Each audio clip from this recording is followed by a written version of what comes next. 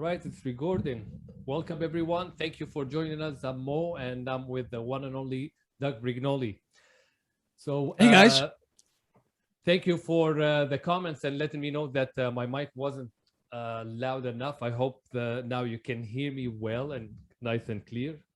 So, today we're going to talk about two machines that someone wanted us to do the evaluation from a muscle building point of view. So let me read the email.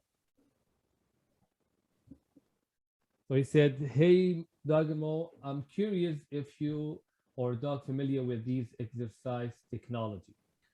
Okay, let me show you the machine.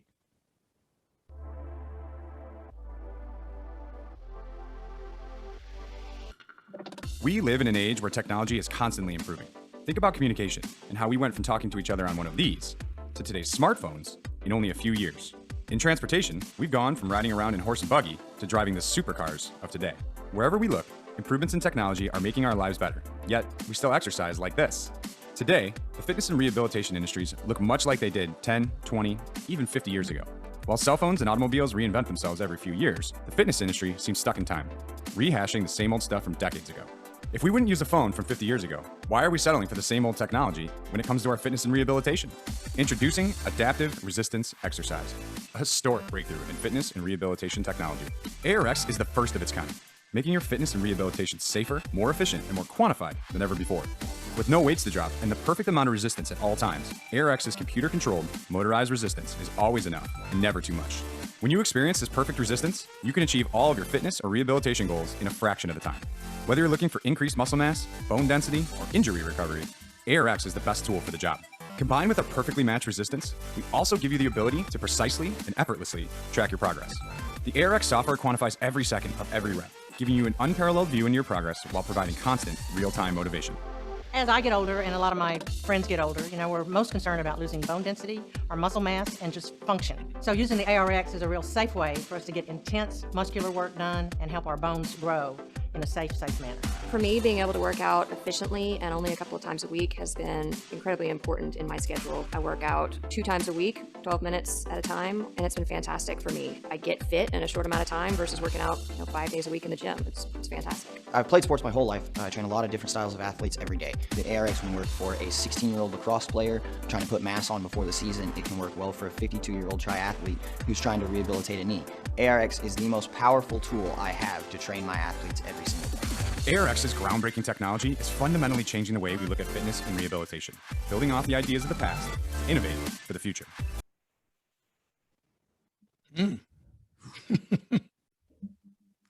Well, there's a lot of stuff there going on that they're trying to package as one. Yes. But there's not one, right? So the first thing that I would address is directions of resistance, anatomical motions. So we'll push the other stuff aside for just a moment. A lot of the movements they were doing were not ideal movements. When I talk about free weights, I talk about cables, I talk about elastic bands. In my book, I have, I identify all the different directions of resistance and all the different types of resistance, whether it's coming from a cam, whether it's coming from a sled, whether it's coming from a Pilates machine.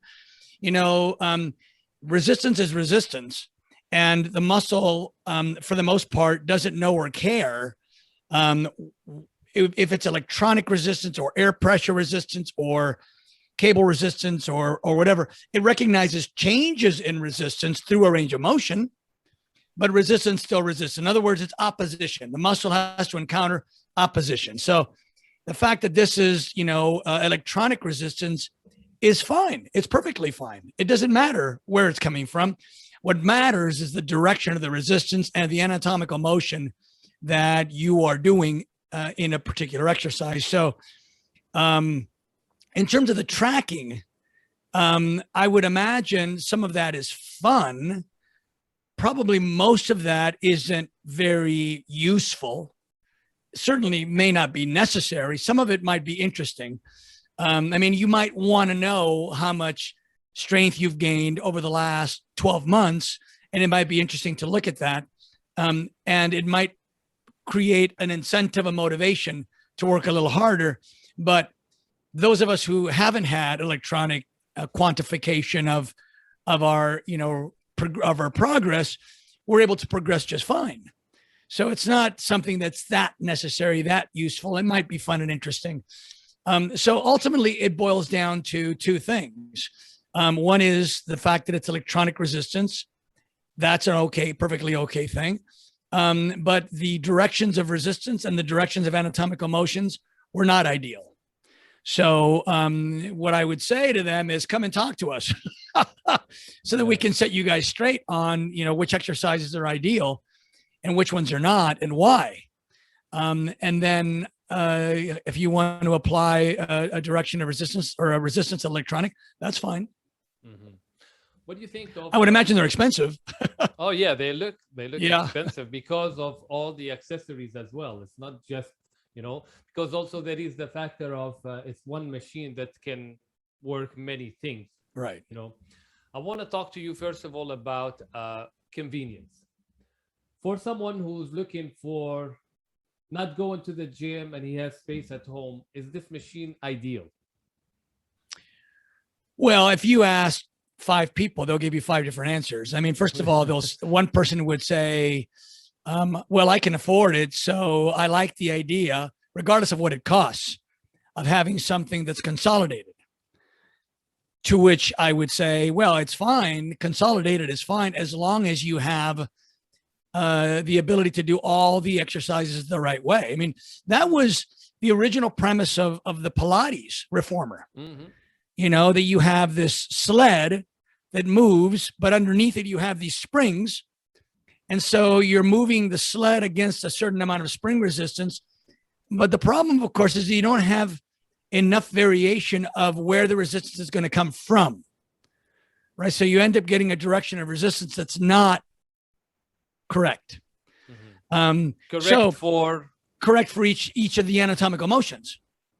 Okay. Right. So, for example, you might be doing something that is, like a sled thing like this, but the resistance coming from these pulleys that are too low.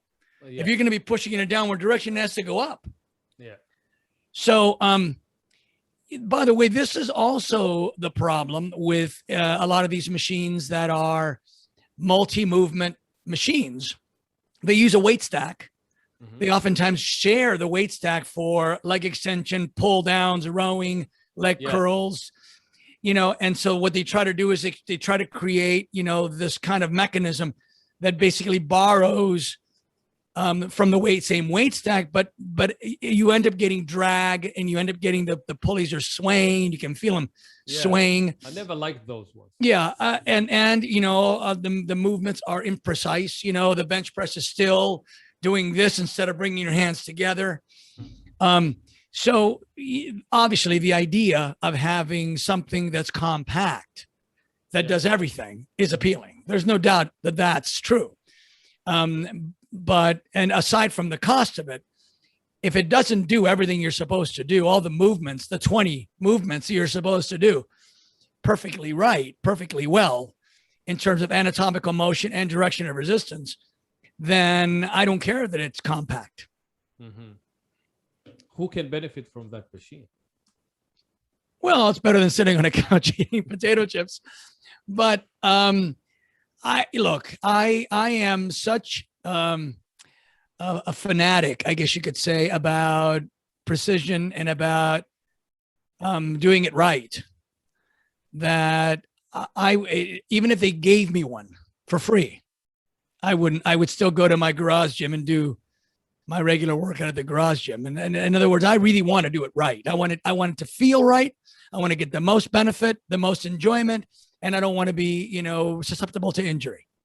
So it wouldn't suit my needs, although I think they may be moving in the right direction. I mean, I like the idea that it's electronic resistance. I like that idea. And the muscle does not know the difference or care whether it's electronic resistance or weights.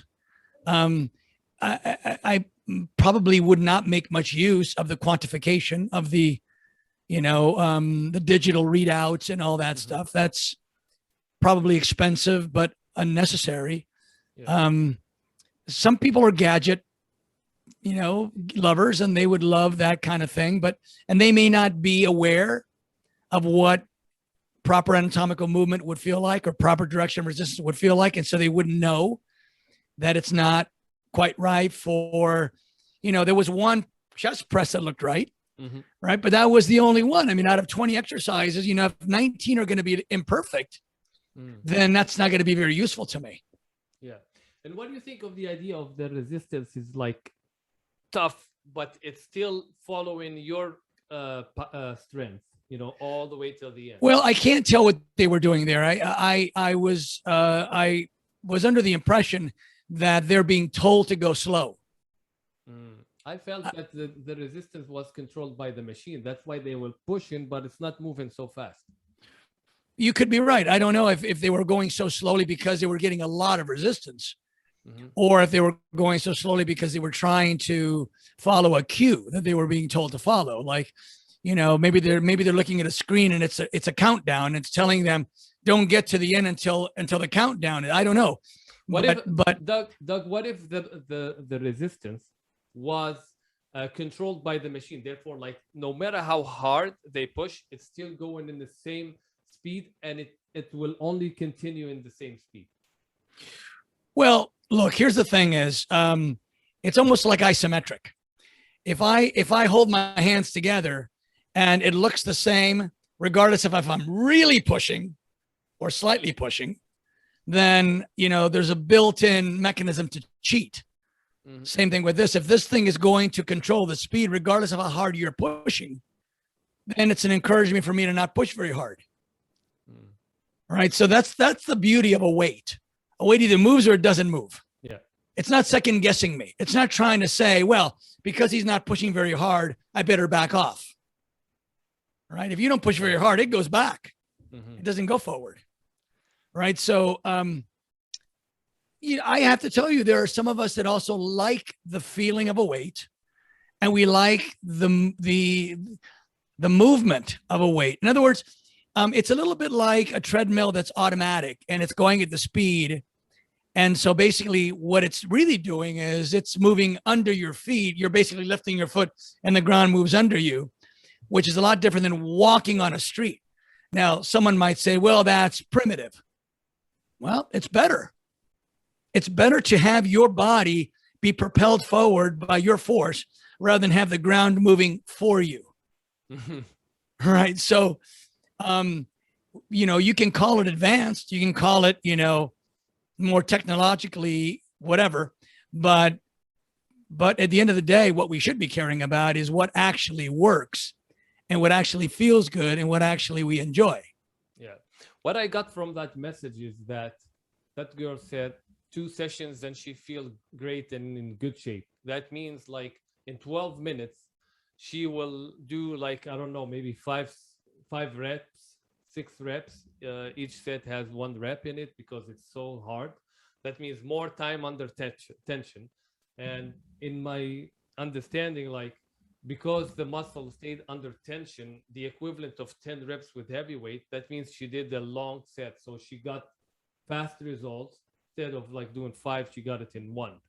So that's the idea. Well, that idea has been around for a while. The idea of doing the most infrequent workouts and getting them. I mean, Mike Menser started that, which might have started with Arthur Jones, which might have started with, the whole Nautilus movement, which was that you do an all-out set, and you only do 1 set per muscle group, and then you don't have to do it again until 3 days later or 4 days later. Even a week. There was this is probably a little, you're too young for this, but when Nautilus was first coming out, they had Nautilus fitness centers. And the concept was like kind of like a car wash. You go in one side, you come out the other side, and then you go home. Circuit. Right. So yeah, I just go straight through 1 set of every machine and go out the back door and you're done. And of course, that idea is appealing. But the question is, does the science support it? Is it true that you can do 1 set of all out effort and get the same benefit that you would get with multiple sets. And the first thing that has to be acknowledged is that if you're doing one set all out, you're certainly not warmed up. Right. So I can just tell you that when I work out, and a lot of people feel this way too, we get to the gym, we don't really feel like working out. Maybe we don't feel that strong that day. Maybe we feel tired. Maybe we feel like going to bed, especially as the days get shorter and it's darker in the evening. And, and so you do your first set light because psychologically you can handle a light set.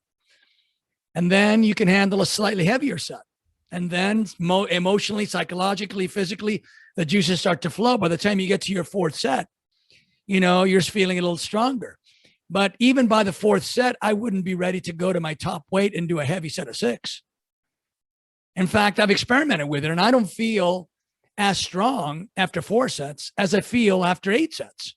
By the time I get to my 8th set, I'm feeling stronger and stronger because I have allowed my body to do what it does naturally.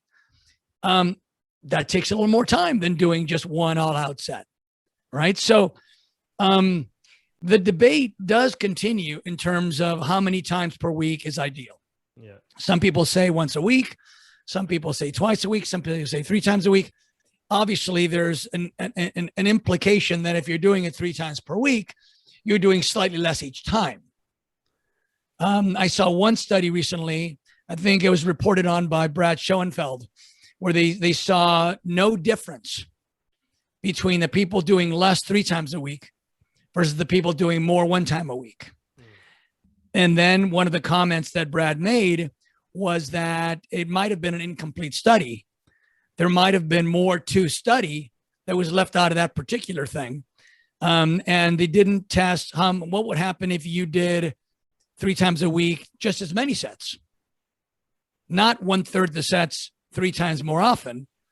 But then it brings the other question in, which is, can you really tolerate that long of a workout every day? Because, like when I work out, I do, let's say an average of 3 or 4 muscles per workout.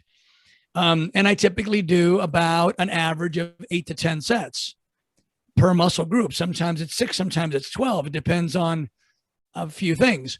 But each workout takes me about 90 minutes. Okay, so if I did more body parts than just those 3 or 4, but just as many sets, I would be there 2 hours, 2.5 hours, 3 hours. Do I really want to work out 2 or 3 and then do the same thing again tomorrow and the next thing? So right now I do 5 workouts, 5 different workouts. I could do 4, but 5 is I like it the best. Yeah. 5 different groups of muscles over 5 days. And I can either do Saturday and Sunday off, which means each body part gets worked 1 time per week, or I can do 6 or 7 days a week. Right now I'm doing 7 days a week because I'm preparing for a photo shoot. So that means I'm getting a little bit more frequency than once a week, but I enjoy the workouts. Right. They're not too long. So, and if I did fewer sets for each muscle group, I would feel like I didn't quite get the muscle where I wanted to get it. So that's the kind of issue we're talking about. But I think that machine right there is really not appealing to the bodybuilder. They're not appealing to the guy who wants the best possible result, even though they're trying to suggest that you could be a pro athlete. Yeah. But no, I mean, that if anything, that's going to appeal to, lay people that aren't into working out and don't want to ignore exercise, but they want it as infrequently as possible, as automated as possible. Yeah. If they could pay someone to do the exercise for them, they would do it. They would do it. I'm going to go back to what you said about the science doesn't support that system of the circuit training. Yeah. But I think that's for you, that the science doesn't support it. But in terms of the fitness industry and how things are advertised, there are gyms that are known for that. For you go do like 3 times the circuit, they give you like a manual and you read, okay, 3 sets of this, boom, boom, boom, boom, boom, boom. And you did your workout. You said Arthur Jones, if he did it, that's also something that exists, right? People go for it. So I think what I'm trying to say is sometimes for business reasons, things, even if the science doesn't support it, they will make the science support it on a higher scale, like we see on many things, and they will make people believe that that's the way to do it. And this guy they were showing that it's old school to use the bar, the dumbbells, and all that. That's it, like the mobile, the phone, and stuff. So they were comparing, like, to give you that idea that now stop doing cable and dumbbells. This is the right way to do it. Well, the fundamental premise of marketing is always to create the impression that without their product, you have a problem. Yeah. And we're the solution to your problem. Mm-hmm. So that is understandable that they would try to create the impression that a rotary phone is the equivalent of working out with a dumbbell. Right? It is not, and as far as I'm concerned, the equivalent. And primarily because there are far better ways to make a phone call than a rotary phone, but there are not significantly better ways to do a dumbbell curl than with a dumbbell. Yeah. But what I want to say, and again, you said it too, which is they can create the illusion that there's research behind something. They can, by the way, a lot of the research that companies often cite is research that they funded. In other words, let's just say you're a shampoo company. Let's just say you're Prel shampoo, and you decide to create a study that shows that Prel shampoo works better than every other shampoo. Well, if you're creating the study, you can create any kind of system that has that inevitable outcome. Mm-hmm. That's why it's always important to look at research and see if you can find the flaws in it. A study should say, this is what we did, this is how we did it. So a scientist should be able to look at that and say, does that make sense? Was that study, well structured, and were the conclusions reasonable? Like you could look at an EMG study that says that tricep kickbacks is a good tricep exercise. And I would say, well, what the EMG study shows is that there was a high level of activity in the triceps, but we know that high level of activity is not the only factor required in muscle building, right? You can do isometric exercise and get high muscle activity, but you're never going to build muscle that way.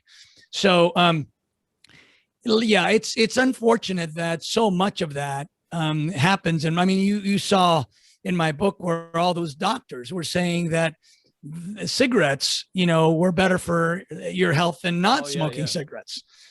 So they're always going to try to create the impression that what they're selling you is safe and effective and better than anything else, but that doesn't necessarily mean you should believe it. Right. And speaking of your workout, like you said, you work out 5 days and now 7 times. I know that sometimes I want to try to do things with you, and like when it's your workout time, it's like it's sacred. Nothing. Yes. It's sacred. Yeah.